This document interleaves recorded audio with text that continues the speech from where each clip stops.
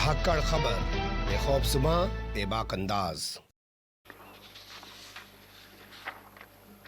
The Honorable Prime Minister, and then we'll call Sharad Raj. आदरणीय सभापति जी, आज इस सदन की शोभा बढ़ाने वाले, सदन में जीवंतता लाने वाले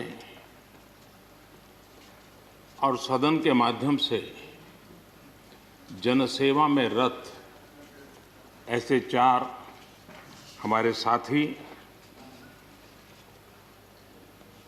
उनका कार्यकाल पूर्ण होने के कारण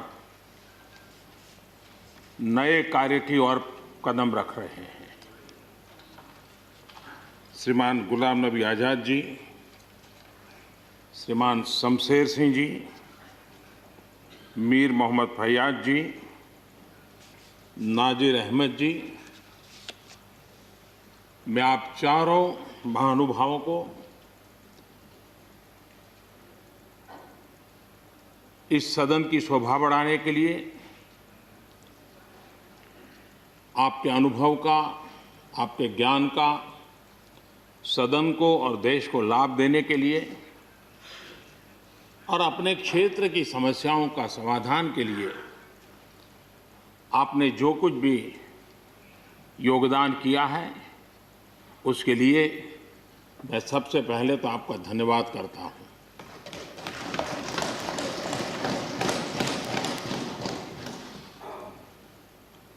मीर मोहम्मद जी और नाजिर अहमद जी, ये दोनों ऐसे साथी, सदन में शायद उनकी तरफ बहुत कम लोगों का ध्यान गया होगा, लेकिन कोई भी सत्र ऐसा नहीं होगा कि जिनके साथ मुझे मेरी चैम्बर में बैठ कर के अलग अलग विषयों पर सुनने का, समझने का मौका न मिला। इवन कश्मीर की भी बारीकियां जब उनके साथ बैठता था, कभी कभी तो वो परिवार के साथ भी आते थे, इतने अनेक पहलू मेरे सामने रखते थे, वो मेरे लिए भी बड़ा एनलाइटनिंग रहता था। तो मैं हमारे इन दोनों साथियों का, जो मेरे साथ व्यक्तिगत रूप से नाता रहा और जो जानकारियां मुझे वो मिलती थी, मैं उसके लिए उनका हृदय से आभार भी व्यक्त करता हूं। और मुझे विश्वास है कि उनका कमिटमेंट और उनकी क्षमता, ये दोनों देश के लिए और विशेष करके जम्मू कश्मीर के लिए काम आएगी। देश की एकता, देश के सुख शांति वैभव को बढ़ाने में काम आएगी, जब मुझे पूरा विश्वास है। हमारे एक साथी शमशेर सिंह जी, अब तो याद भी नहीं रहा कितने सालों से मैं उनके साथ काम करता रहा हूं, क्योंकि मैं संगठन की दुनिया में का इंसान रहा, इसी क्षेत्र में मैं काम करता था।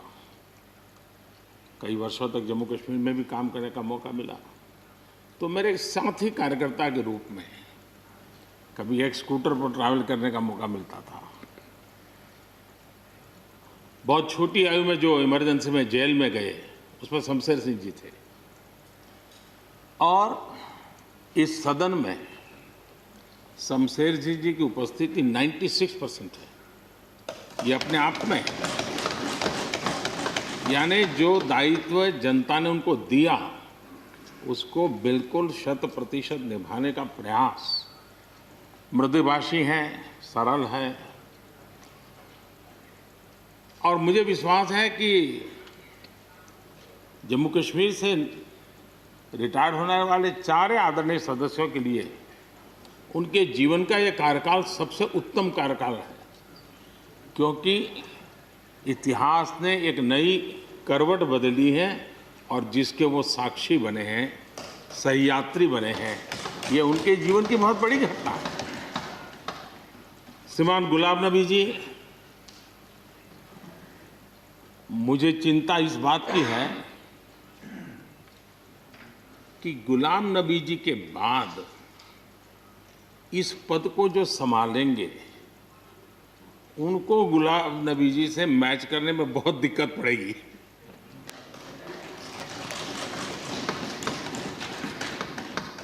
क्योंकि गुलाम नबी जी अपने दल की चिंता करते थे, लेकिन देश की और सदन की भी उतनी ही चिंता करते थे। ये छोटी बात नहीं है जी, ये बहुत बड़ी बात है जी। वरना अपोजिशन के लीडर के रूप में अपना दबदबा पैदा करना, ये सब मोह किसी को भी हो सकता है, लेकिन उन्होंने सदन से, मैं शरद पवार जी को भी इसी कैटेगरी में रखता हूं, वे सदन की और देश की चिंता को प्रायोरिटी देने वाले नेताओं में से रहे। गुलाम नबी जी ने बखूबी इस काम को निभाया है। मुझे याद है इस कोरोना काल में मैं एक फ्लोर लीडर्स की मीटिंग कर रहा था, तो उसी दिन गुलाम नबी जी का फोन आया। तो मोदी जी ये तो ठीक है आप करते हैं, लेकिन आप एक काम कीजिए, सभी पार्टी लीडर्स की मीटिंग जरूर बुलाइए। मुझे अच्छा लगा कि उन्होंने पार्टी लीडर्स के साथ, सभी पार्टी अध्यक्षों के साथ बैठने का मुझे सुझाव दिया, और मैंने उस मीटिंग को किया भी। वो गुलाम नबी जी के सुझाव पर किया था, और मुझे कहने में, यानी इस प्रकार का संपर्क, और उसका मूल कारण है कि उनको दोनों तरफ का अनुभव रहा है, सत्ता दल का भी और विपक्ष का। 28 साल कार्यकाल, ये अपने आप में बहुत बड़ी बात होती है जी। बहुत साल पहले की बात है, शायद अटल जी की सरकार होगी, मुझे याद नहीं रहा। मैं यहाँ सदन में किसी काम से आया था, मैं तो तब राजनीति में नहीं था, ये इलेक्टोरल पॉलिटिक्स में नहीं था, मैं संगठन का काम करता था। तो मैं और गुलाम नबी जी ऐसे ही लॉबी में गप्पे मार रहे थे, और जैसा पत्रकारों का स्वभाव रहता है, बराबर नज़र लगाए बैठे थे कि ये दोनों का मेल कैसे हो सकता है। हम हंसी खुशी से बातें कर रहे थे, तो हम जैसे ही निकले तो पत्रकारों ने घेर लिया। गुलाम नबी जी ने बहुत बढ़िया जवाब दिया था, वो जवाब हम लोगों के लिए बहुत काम आने वाला है। उन्होंने कहा, भाई देखिए, आप लोग हमको अखबारों में या टीवी माध्यमों में या पब्लिक मीटिंग में लड़ते झगड़ के देखते हो, लेकिन सचमुच में इस छत के नीचे हम जैसे एक परिवार का वातावरण कहीं नहीं होता है। इतनी हमारी आत्महत्या होती है, इतने सुख दुख होते हैं। ये जो स्पिरिट है, वो स्पिरिट अपने आप में बहुत बड़ी बात होती है। गुलाम नबी जी का एक शौक शायद बहुत कम लोगों को पता होगा, और कभी उनके साथ बैठोगे तो बताएंगे। हम सरकारी बंगलों में रहते हैं, तो बंगले की दीवारें, अपना सोफा सेट, उसी के आसपास हमारा दिमाग रहता है। लेकिन गुलाम नबी जी ने उस बंगले में जो बगीचा बनाया है, यानी एक प्रकार से कश्मीर की घाटी की याद दिला दे, ऐसा बगीचा बनाया है। और इसका उनको गर्व भी है, वो समय देते हैं, नई नई चीज़ें जोड़ते हैं, और हर बार जब कंपटीशन होती है तो उनका बंगलो नंबर 1 ले आता है। यानी अपने सरकारी जगह को भी कितने प्यार से संभालना, यानी बिल्कुल मन से उन्होंने इसको संभाला है। जब आप मुख्यमंत्री थे, मैं भी एक राज्य का मुख्यमंत्री के नाते काम करता था, हमारी बहुत गहरी निकटता रही उस कार्यकाल में। शायद ही कोई ऐसी घटना मिल सकती है कि जबकि हम दोनों के बीच में कोई संपर्क सेतु न रहा हो। एक बार गुजरात के यात्री, क्योंकि जम्मू कश्मीर में जाने वाले टूरिस्ट में गुजरात बहुत बड़ा नंबर रहता है, और टेररिस्टों ने पर हमला कर दिया, करीब 8 लोग शायद मारे गए। सबसे पहले गुलाम नबी जी का मुझे फोन आया,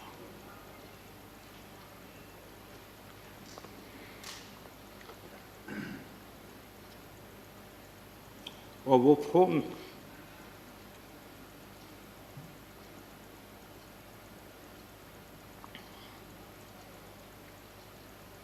सिर्फ सूचना देने का नहीं था,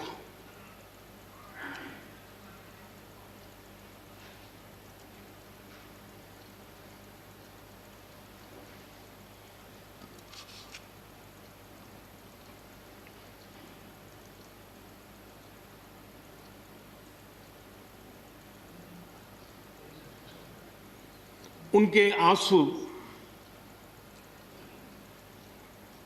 रुक नहीं रहे थे। फोन पे उस समय प्रणब मुखर्जी साहब डिफेंस मिनिस्टर थे। मैंने उनको फ़ोन किया, मैंने कहा साहब अगर फोर्स का हवाई जहाज़ मिल जाए डेड बॉडी को लाने के लिए। रात देर हो गई थी।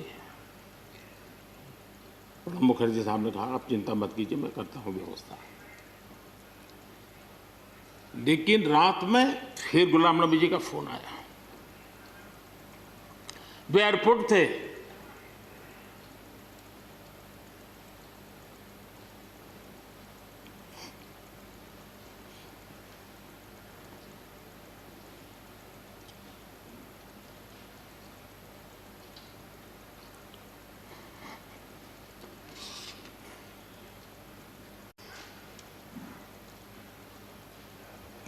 एयरपोर्ट से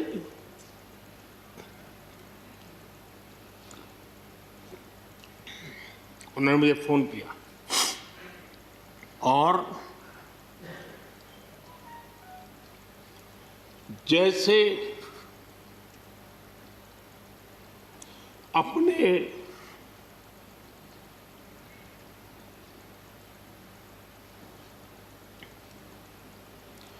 परिवार के सदस्य की चिंता करें,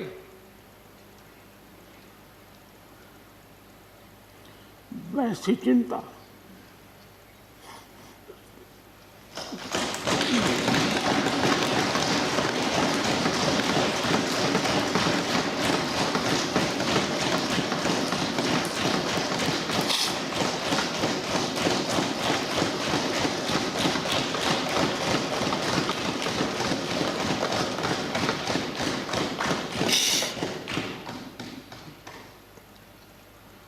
पद, सत्ता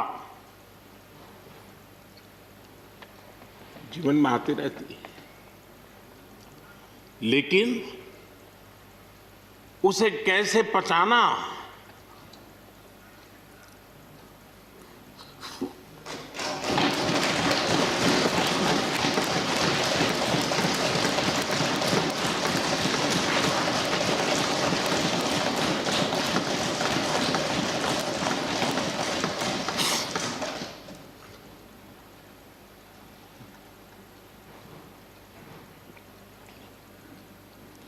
मेरे लिए बड़ा भावुक पल था।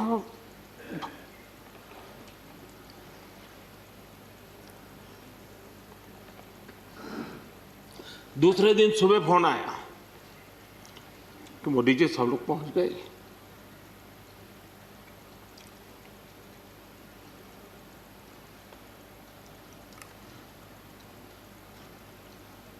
इसलिए एक मित्र के रूप में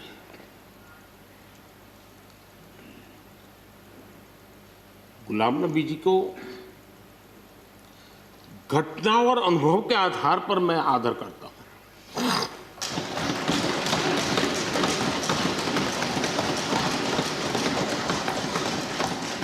और मुझे पूरा विश्वास है कि उनकी सौम्यता, उनकी नम्रता, इस देश के लिए कुछ कर गुजरने की उनकी कामना, वो कभी उनको चैन से बैठने नहीं देगी।